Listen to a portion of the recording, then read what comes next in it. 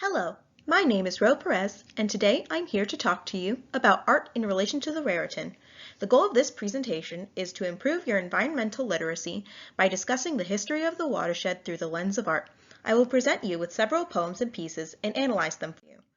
In order to properly analyze these pieces, however, we must be able to pick out their purpose. There are 5 purposes when it comes to art. Artistic expression, which is the type most people are familiar with.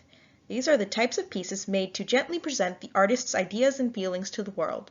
A famous example of artistic expression is Edvard Munch's The Scream, which I am willing to bet you have seen before.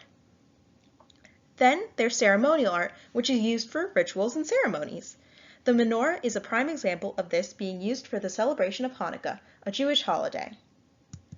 Then there's functional art, which is rather straightforward. It's art that has a function, like a pretty chair. There's also narrative art, which tells a story, like this painting, which illustrates the story of Little Red Riding Hood. And finally, there's persuasive art, propaganda. For the purposes of this presentation, however, we are going to categorize art of an educational nature with persuasive art because what's education if not convincing people that certain facts and ideas are true? We will mostly be focusing on artistic expression, functional, and persuasive art in this presentation, but narrative art will make an appearance or two. First, we will be covering the poems starting with the 1800s and steadily moving forward throughout time. Then we will do the same with the art pieces. The first poem we will cover is John Davis's Ode to the Raritan River, written in the early 1800s. I have chosen 2 portions of the poem to read for you. The first is from the middle of the poem, and the second is from the very end. O sacred stream, a stranger, I would stay to see thee passing by, and mark thee wandering thus alone, with varied turns so like my own. Thy many turnings throw the trees, thy bitter journey to the seas, while oft thy murmurs loud and long awaked his melancholy song, which this in simple strain began, thou queen of rivers, Raritan. This poem is a great example of artistic expression. An important thing to note is that the Raritan is the star of the poem. It's in the name, it's the only river mentioned throughout the poem, and this is important to note for later on. But in general, this poem is a declaration of love to the river. It is Davis's love letter to it. He loves this river. He calls it a sacred stream. He calls it the queen of rivers. These aren't phrases that one tends to use lightly. And he chose to scream his love of this river through poetry that got published, which is how it's still around today. And this is just in general a great idea of the notions towards the river at this point in time. The next poem we'll be covering is Elizabeth Helene Freston's The Motor Feminine. An important thing to note is that this poem is not actually about the Raritan. It's an 11-page poem about a car ride, and one single stanza mentions the Raritan, and this is that stanza. A sudden curve in the winding road, and we turned away from the west to run, where the musical Raritan River flowed, its wavelets kissed by the setting sun. Rippling and dimpling and dancing along between the verdure of shore and shore, she murmured softly sweet nature's song as we ran by her side for a mile or more. This poem is hands down a narrative poem. It tells the story of a car ride. It's a story. No ifs, ands, or buts. But there is a but. The Raritan is less prominent in this poem. Once again, out of 11 pages, there is only one stanza. The Raritan isn't the star of the poem anymore, she's merely a guest. And that definitely captures the general notions towards the Raritan in the 1900s. But we'll get more into that when we get to the art pieces.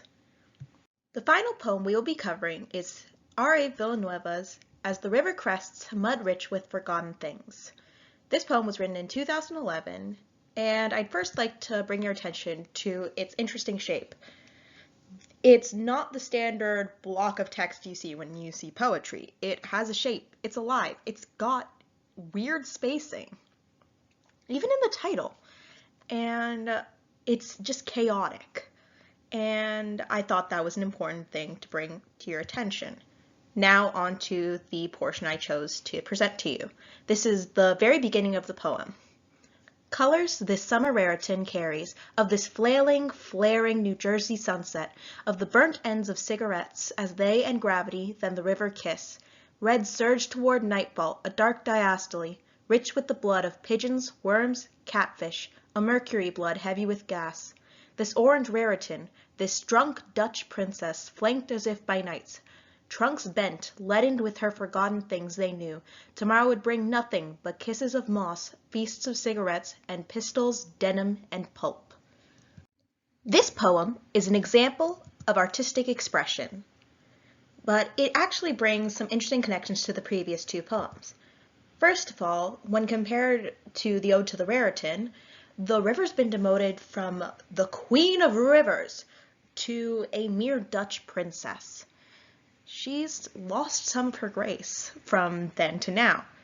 It's also been over 200 years, so it's possible. And like Freston, they both mentioned the kiss of sunset, but rather than it being this enchanting sight, it's disgusting. It's filled with blood. It's filled with cigarettes. It's just gross now. And it just brings this extremely different tone to the previous two poems. But we'll put a pin in that. Now we move on to the art, once again starting at the 1800s. We're starting with some maps. These, quite simply, are functional art. Each one depicts the Raritan in some measure. It's there, and it makes an important landmark, but it's not highlighted or anything. It's there. And I feel that captures an idea that the Raritan was in a way taken for granted then, that it would always be there and pristine. Next we move on to the 1900s. This is a piece painted at the Lamington River, which is a part of the Raritan watershed, in 1907. And it's simply a piece of artistic expression, painting the river as young Hunter saw it in that moment. But there's a shift from what we see from young Hunter and what appears later in the century. This is a children's activity book made in 1993 by M.J. Babcock. This is a persuasive piece, which is the first persuasive piece we have seen so far. It contains pages such as what would happen if a styrofoam cup fell into the river, and what types of plants and animals you could find living in or near the river. This is educating on the river, and it shows a shift in perspective that occurs during this century. That the river is no longer something that's just there. It's something that we need to learn about and to study. And this is a big social shift from earlier in the time periods we've looked at. Now we move on to modern art. All these pieces were made in collaboration between the Lower Raritan Watershed Partnership and CoLab. We will start with the Watershed Sculpture Project. Both of these were preceded by a cleanup of the Raritan. The one to the left was done in 2018. Students did the cleanup, and each student involved chose a piece of litter that they found particularly interesting, and they had their hand cast. And what you can see there is them holding the piece of litter which they chose. The piece to the right of it was made in 2015, and artists were commissioned to make pieces out of the litter that was collected during the cleanup. Both of these show the varying types of litter that can now be found in the Raritan. Then there's the Raritan Riverways mural, which was made in 2019, and it was made to draw attention to the Raritan.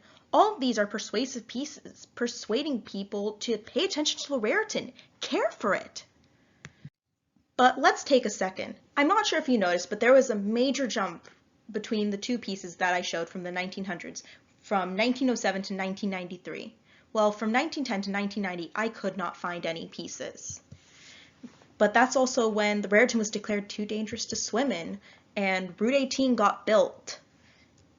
And the American Cyanamid Company dumped waste and chemicals and metals into the river, choking the life out of it.